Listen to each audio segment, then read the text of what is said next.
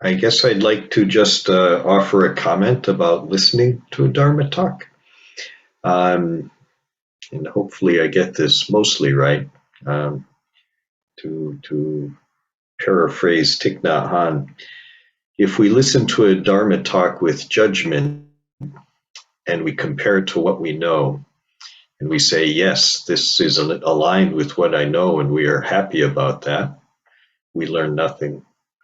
If we listen, compare it to what we know, and it is different, and then we reject it, we also learn nothing. So when we listen to a Dharma talk, we should try to listen without judgment, to just let the talk fall on us like a gentle Dharma rain, and just let it absorb. There will be time to kind of discuss and analyze, but it is helpful to just uh, be with the Dharma talk. So I'm going to sound the bell 3 times, and then Ted will share with us.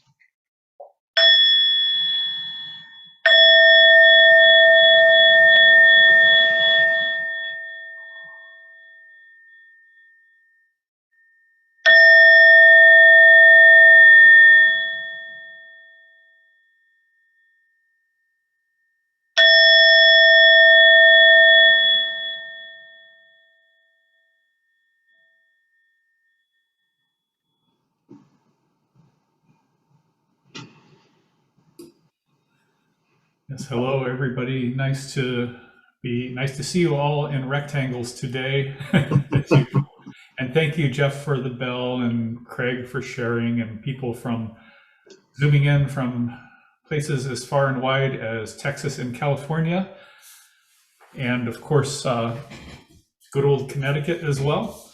So yeah, so it's really nice to be with you all. I'm looking forward to seeing you all in person eventually too. That would be nice also. I miss that. So today, we're going through in this series a bunch of Dharma talks on the components of the Eightfold Path, and today is mindfulness. So, wow, what a broad-reaching component of the Eightfold Path, and it's really my pleasure to talk about it today. And also thank you, Jeff, for the ideas on just taking in a Dharma talk. That's wonderful. That is also an act of mindfulness. Just listening is an act of mindfulness. Listening, I know with me, my challenge is always listen to what is being said, not to what is happening in my own mind. And so, like many of you, I have like an internal narrator in my mind that will just interpret and consider everything that comes in. So it's a wonderful skill to just kind of open up and just listen. Start by just saying, just take this moment to settle in and arrive again after the break.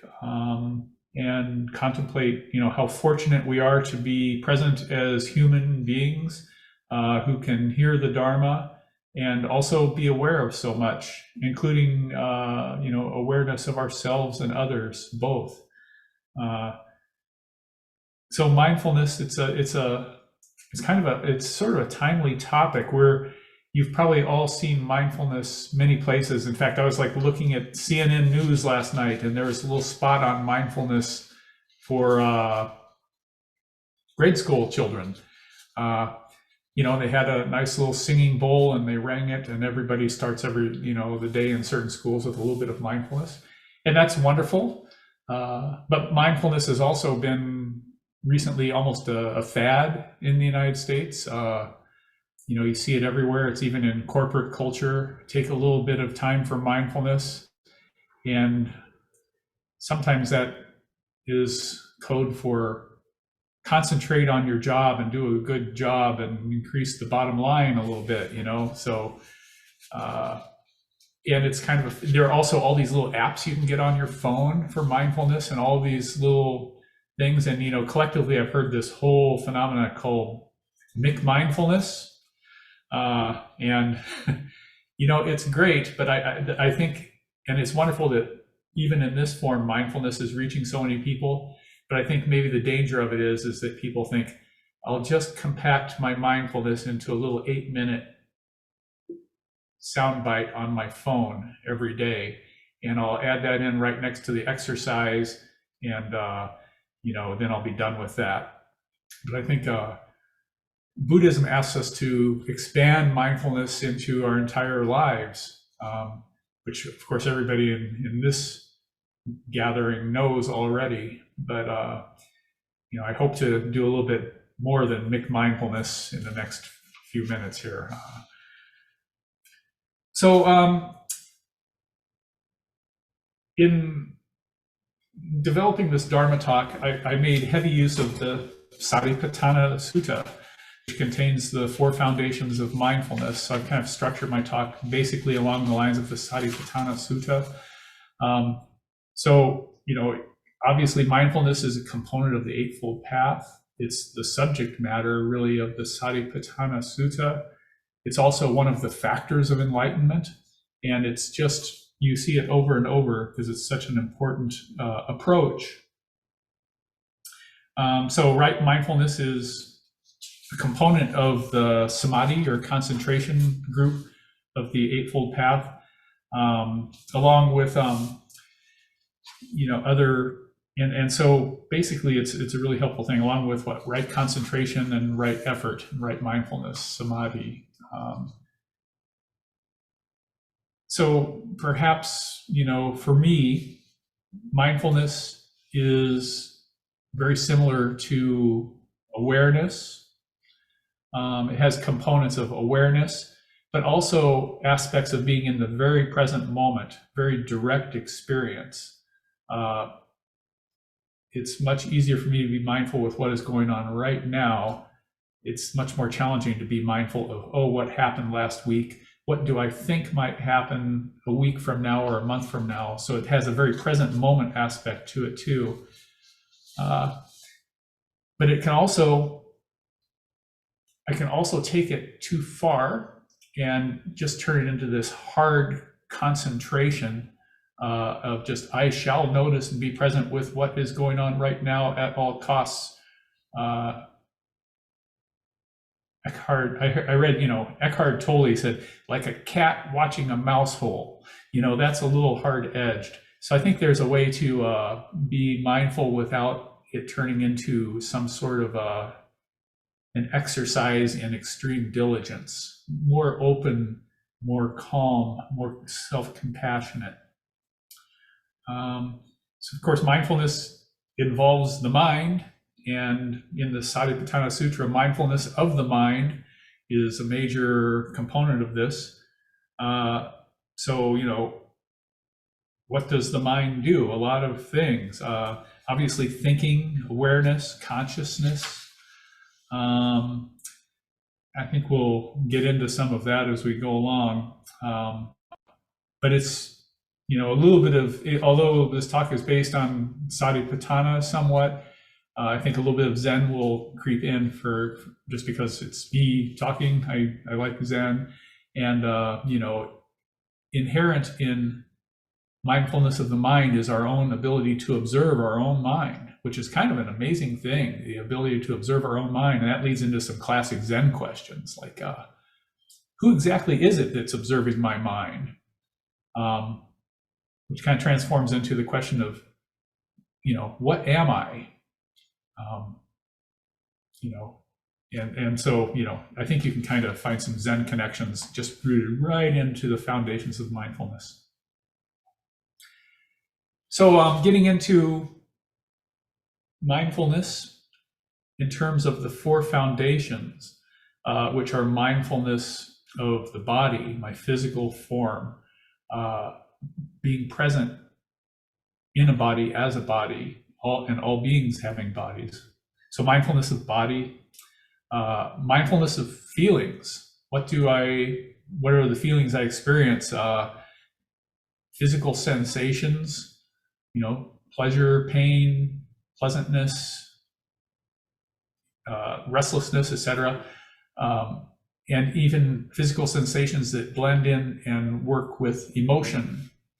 Then, of course, mindfulness of the mind itself, and a whole host of areas to be aware of there that we'll talk about in some more detail in a few minutes.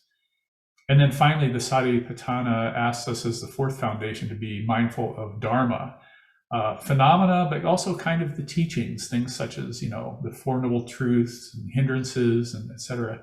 And we'll talk about each of these in turn. But first, let's start with mindfulness of body. So there are a number of approaches that the Buddha invokes in his, discourse on the four foundations, the Saripatana, a number of approaches that he uses consistently for mindfulness of the body, feelings, mind, and Dharma. He asks us to contemplate them internally or externally, or both internally and externally, or to contemplate the impermanence, or just acknowledgement. Like, for instance, this is the experience of body right now. So we can go through these with mindfulness of the body. I'll talk a bit about that for a moment.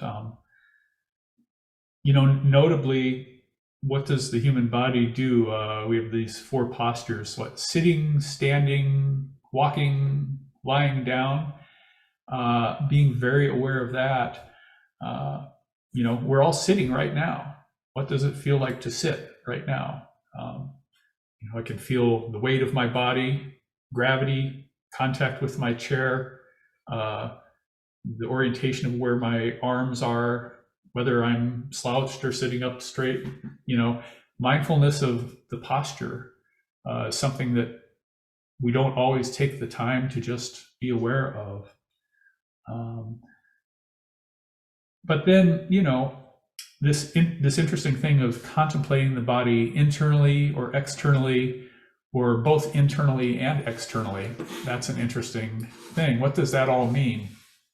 I've certainly looked into it, and also thought about what it means for me.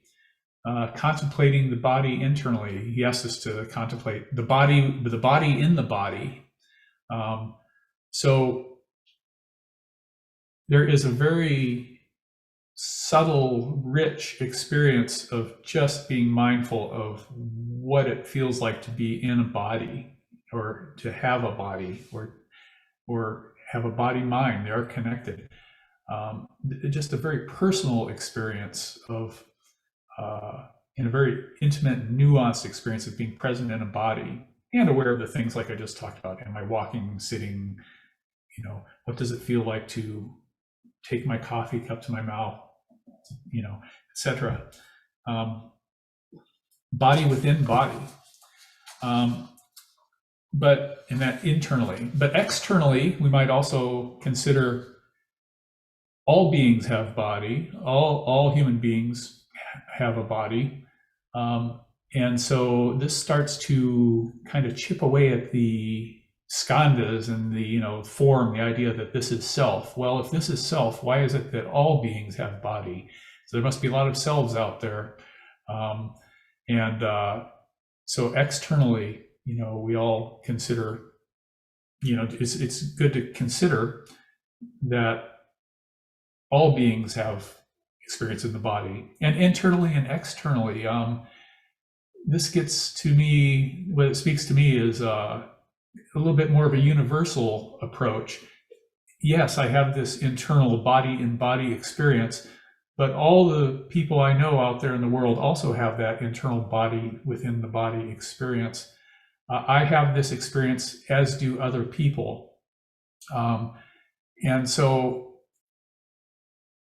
getting to a little bit more Zen, this means that I have a shared experience with other people that has always been that way, and other people have this same shared experience. Thich Nhat Hanh would say we inter-are. We all share this experience. So there's a universal aspect that's implied in contemplating it internally and externally. So that's internally and externally both.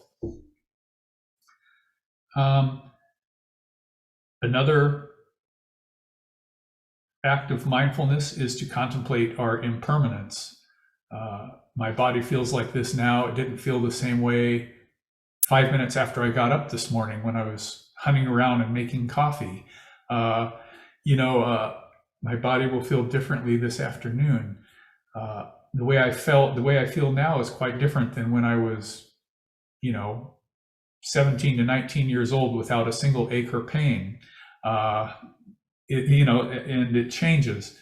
And then the Saripatana goes on and considers the charnel ground contemplations, mortality, and things such as actually some of the unattractiveness features of the body. We have this image of, I may watch a commercial on TV and see a perfectly fit person and say, oh, if I just stay in shape, I'll look like that. But I could also contemplate that, gee, my body contains, a little bit of snot, urine, feces, sweat.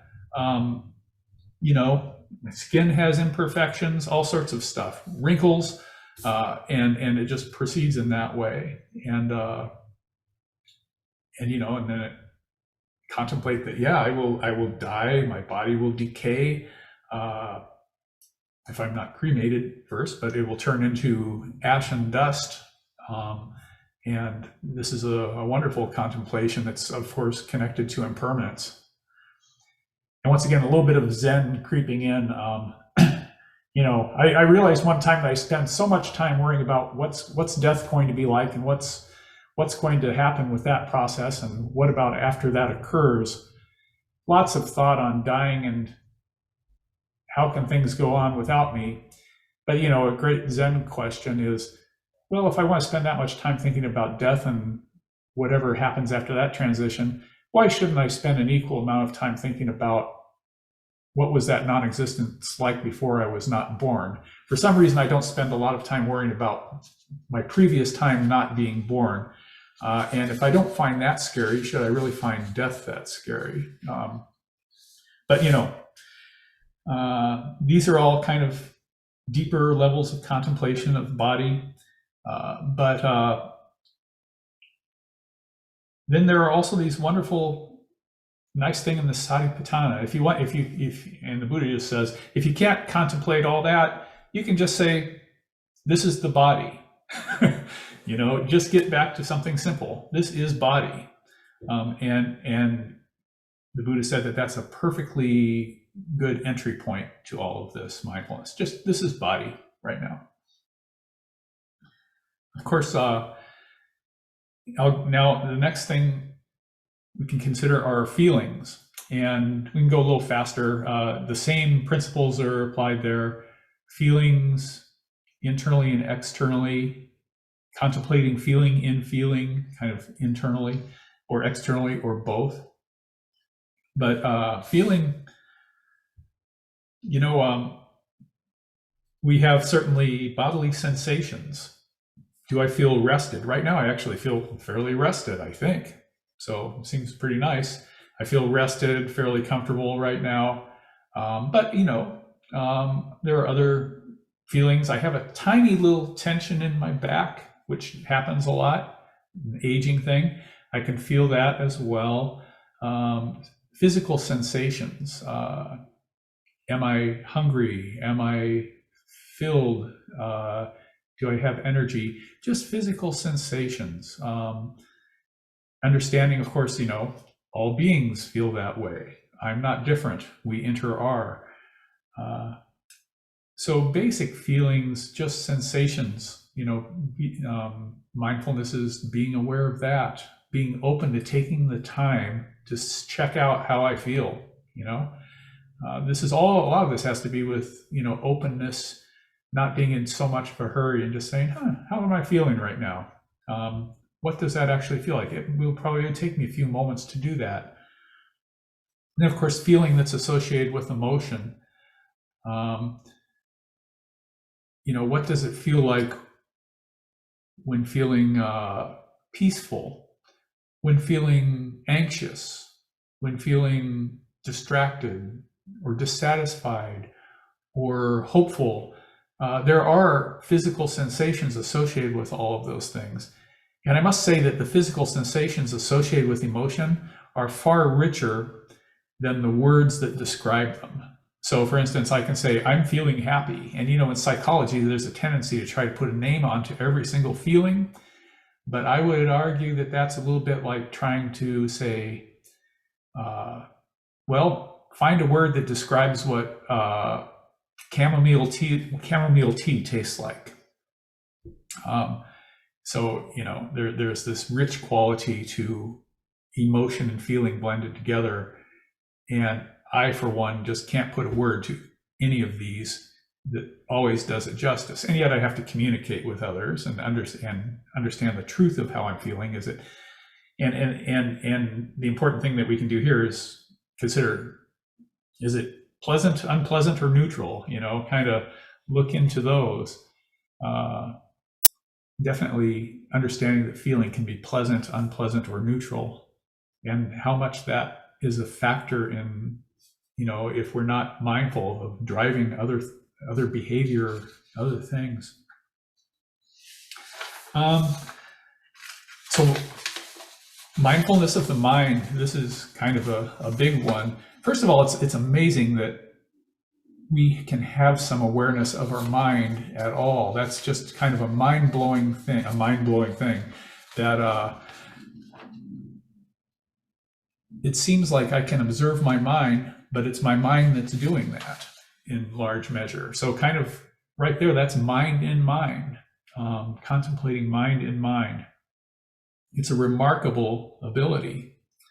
And once again, well, if I'm observing my mind, who is observing me? That's sort of like, you get into these interesting questions of who is the observer who is observing my mind? Is that a self entity? Connections to the Heart Sutra, actually. Is there really a self entity that's observing my thinking, for instance? But the mind does all kinds of things. Thinking, considering, observing, consciousness. Desires, aversions, all sorts of things. In the Four Foundations,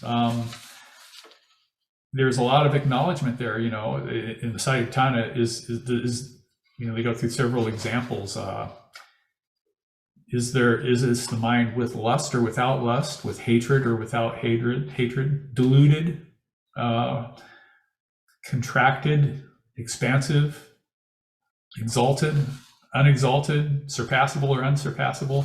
All these kind of qualities and states of mind that we can be aware of. But once again, contemplating the mind internally, externally, or both internally and externally. My thinking and my thinking can seem very personal. Hopefully it's personable sometimes, but personal.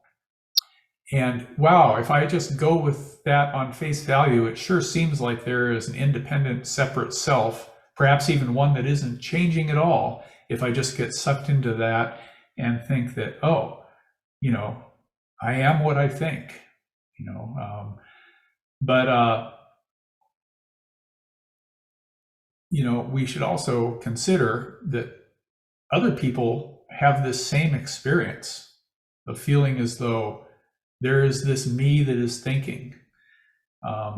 And we can kind of lift out of that the skandhas of self-identification and start to consider, this really rich personal experience that seems to be me thinking. Well, there are a lot of people out there thinking, aren't there?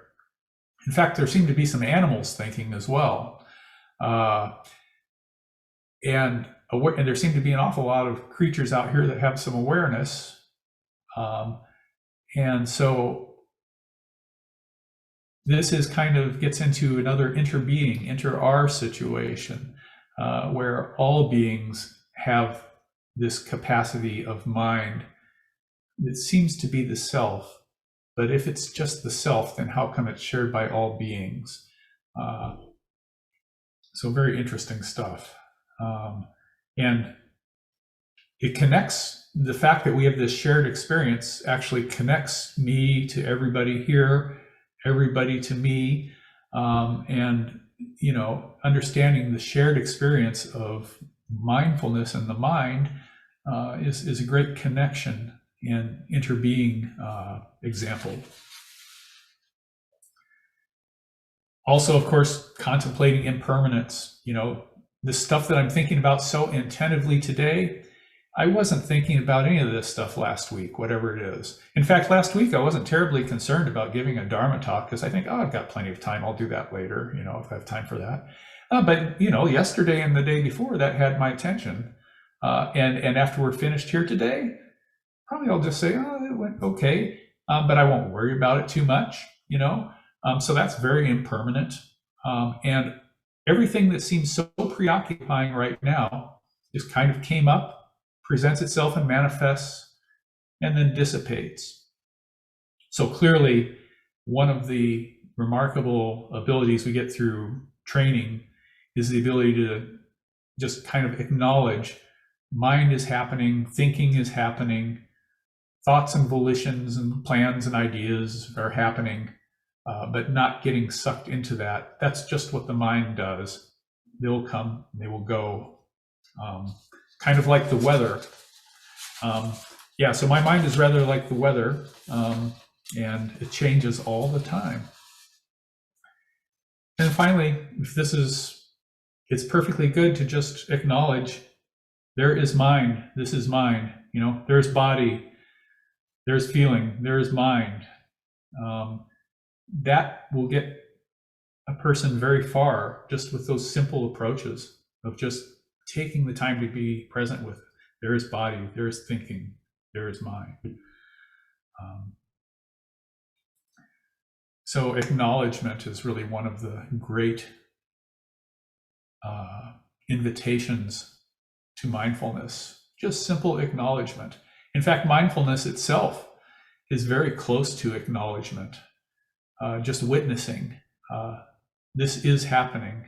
This is here. And, there is a body here. I experience the body with feelings, with thoughts and mind, and that all of that is a shared experience with all sentient beings and even enlightened beings, Buddhas. So it is really a great connection to interbeing. And it's also somewhat an entryway to the concept of non-self. Because if this is a shared experience throughout all beings and all times, where is Ted in all of that?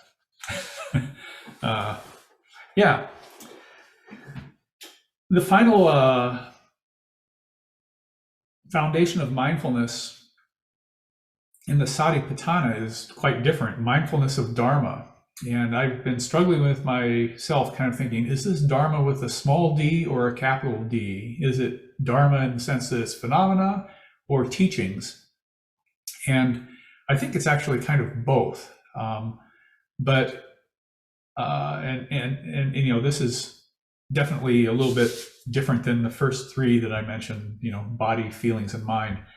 But the Saripatana does ask us to look at and be mindful of the hindrances, the 5 aggregates, the senses, the factors of enlightenment, and the 4 noble truths. So in meditation, these can each be great, contemplations during meditation. But hindrances, sensual desire, ill will, dullness, drowsiness, doubt. If these manifest, we need to be aware of them, right? If I harbor ill will, for instance, I can start with acknowledgement. Ill will is present. I can't really do anything with it until I acknowledge it. So acknowledgement is a huge component of mindfulness. Even in contemplating Dharma, yeah, there are a lot of these classic Buddhist lists: hindrances, 5 aggregates, 7 factors of enlightenment, 4 noble truths, that are aspects of this.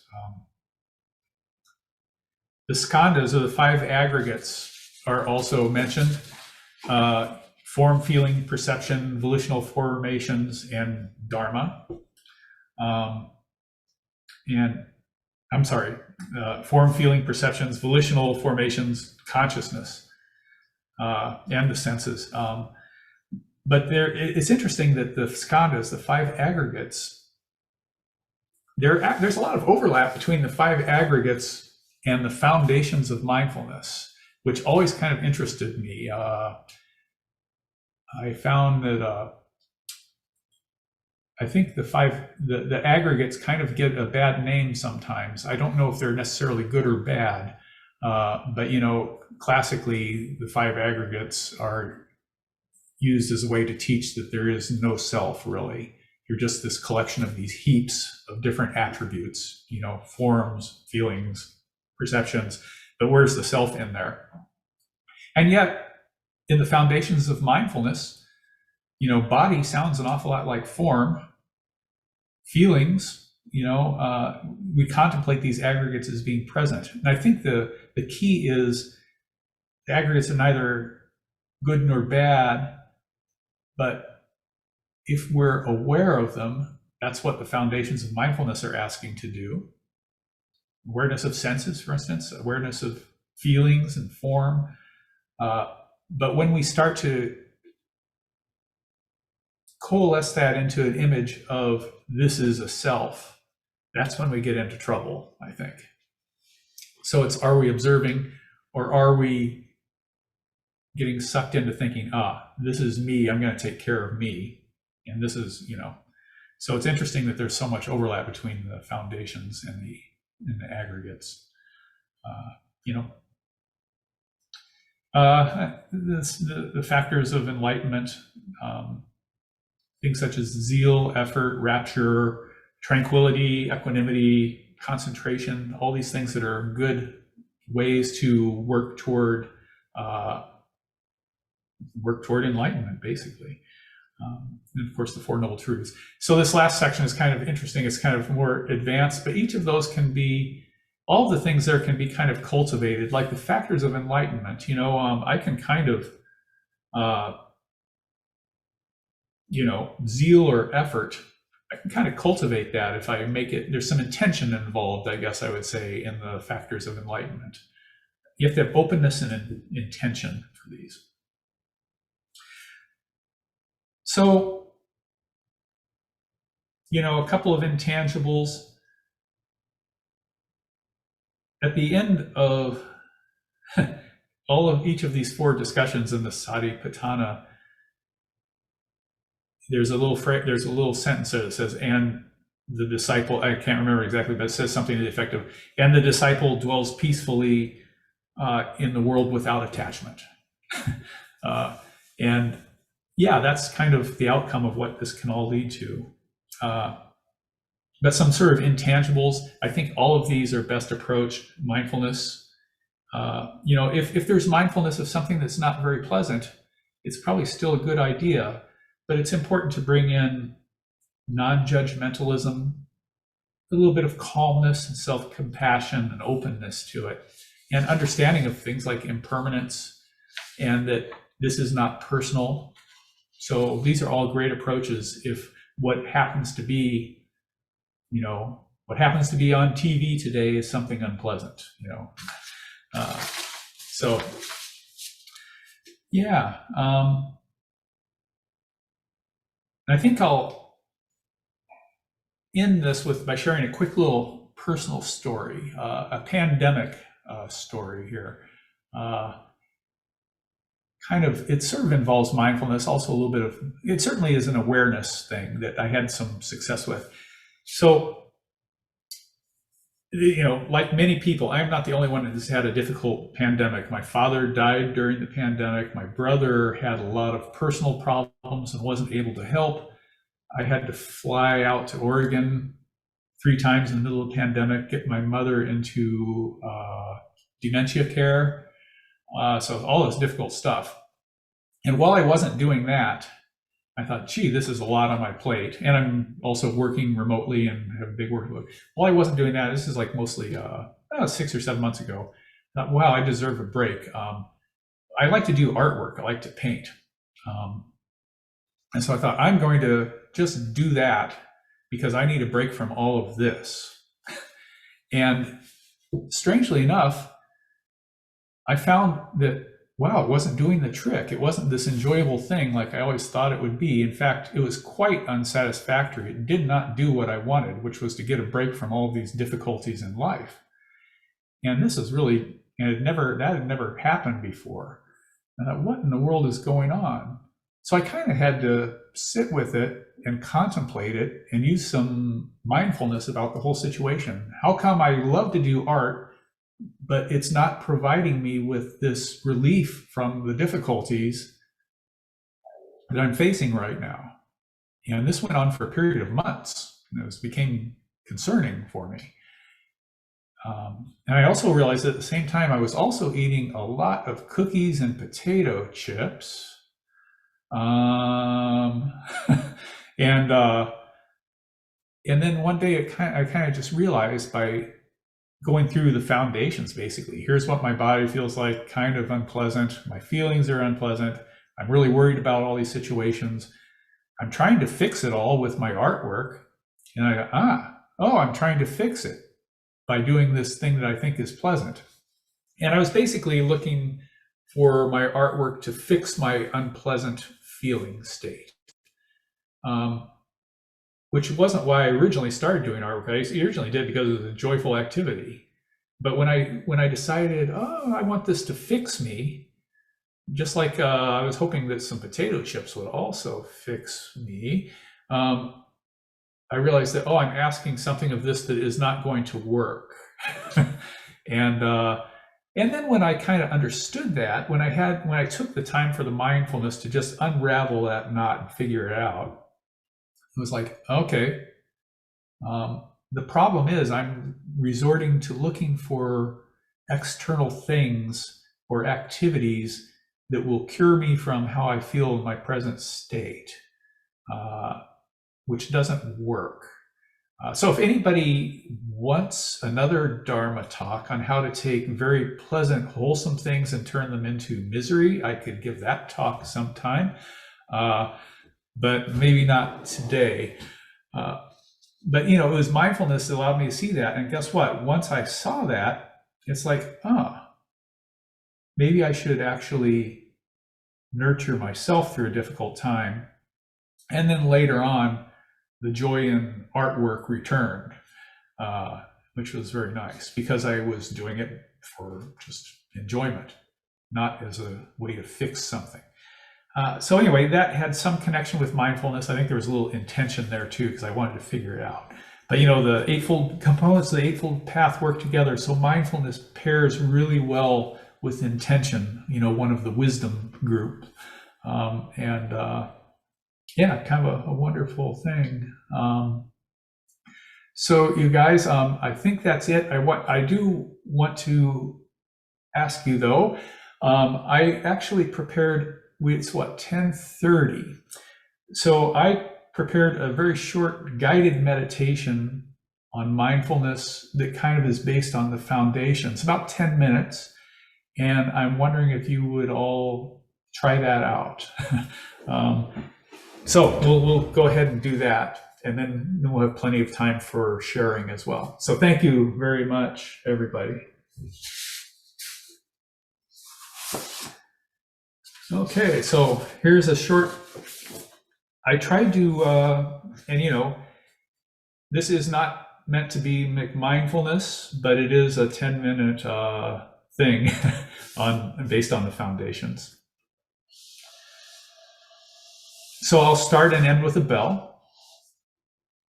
And maybe after the talk, just take a couple of moments to, adjust your posture, take a couple of breaths and settle yourself for a short meditation. And arrive in this moment.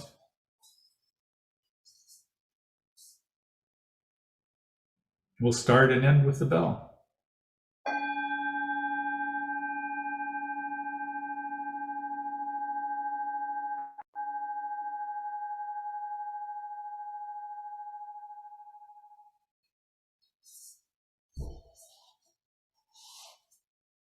So take a moment to arrive. Your eyes can be closed or gently open as your practice may be. Be aware of your posture and adjust your posture so that it's upright, but also comfortable and relaxed.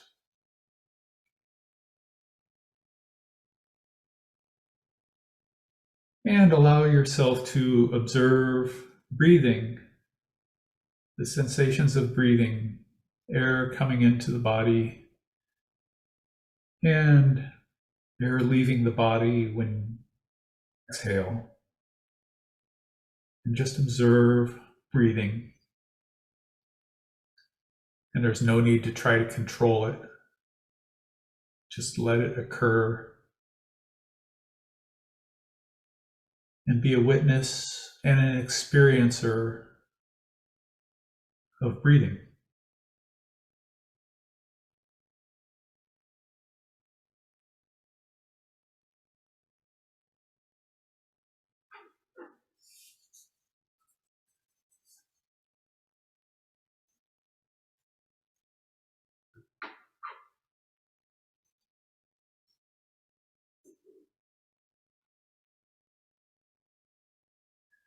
Notice that breathing is an experience of the body.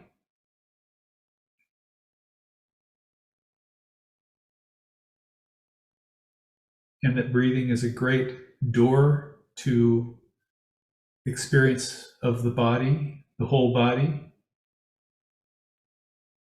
This body is sitting.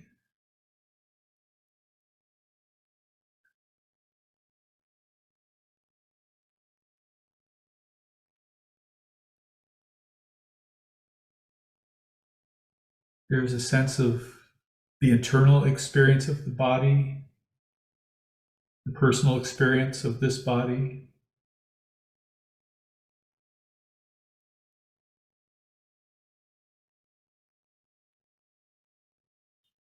And all beings experience abiding in a body. This experience of a body is shared with all beings.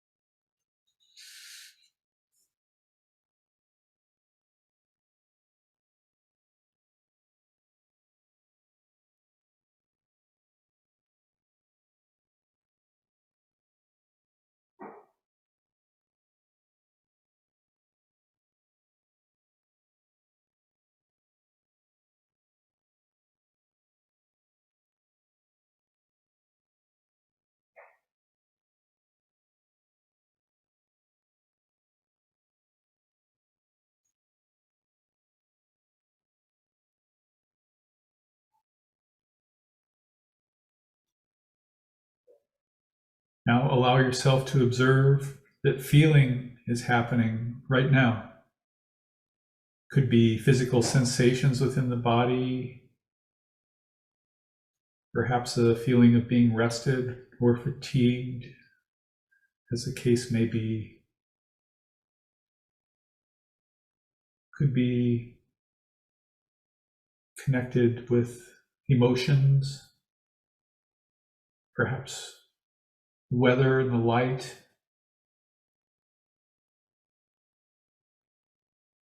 Take a moment to check out your present feeling.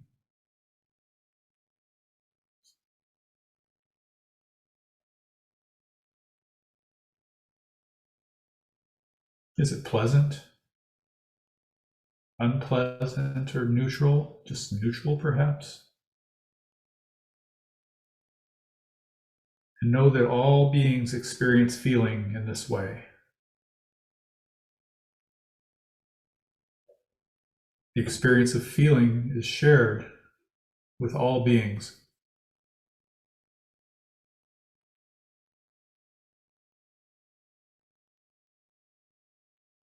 Feeling is impermanent.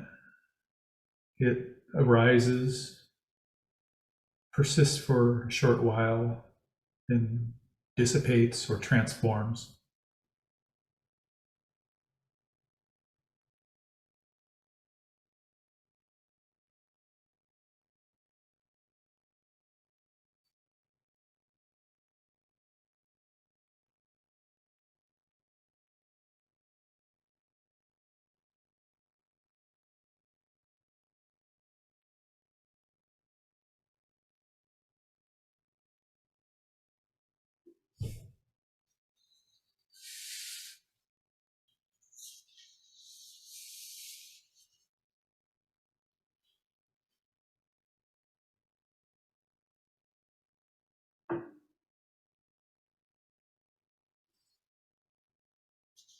Now allow your attention to turn to the mind itself.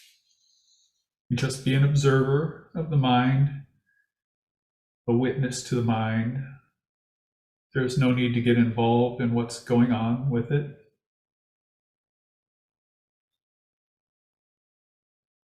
If a thought arises, know it as thought. Thinking is happening, that's all.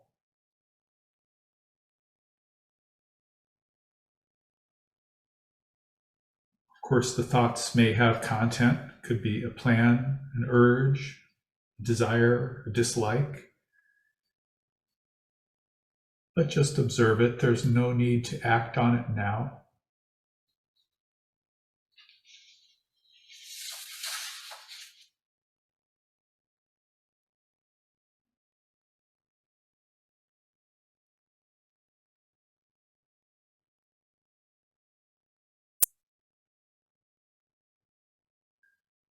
Know that this mind can be experienced internally within your own being,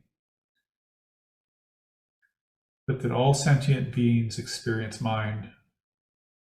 Even Buddhas experience mind.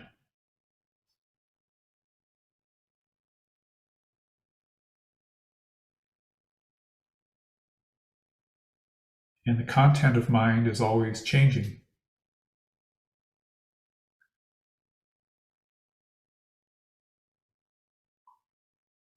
This experience of mind is shared with all beings.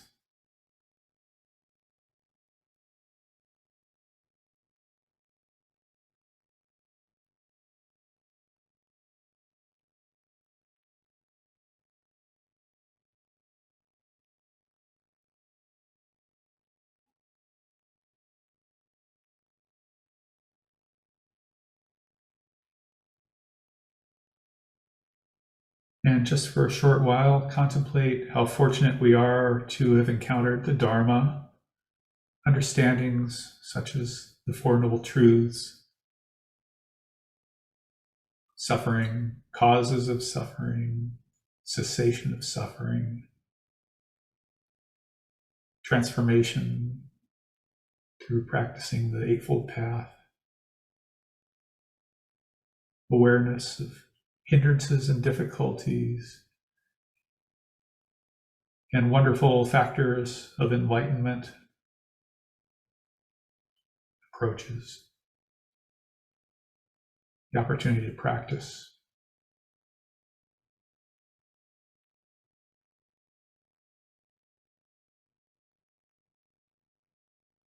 By practicing mindfulness with awareness of the body, feelings, mind, and Dharma, without judging or pushing anything away,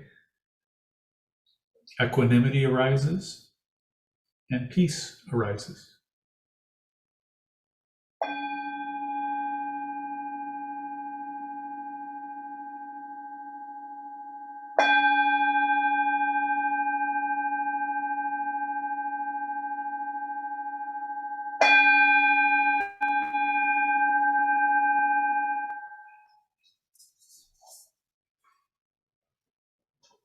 Thank you for your practice, everyone. Thank you very much, Ted. I would just say that's a wonderful talk and meditation at the end. So maybe like our usual meditation practice, we can take just a minute to stretch and get any kinks out and kind of settle back in again.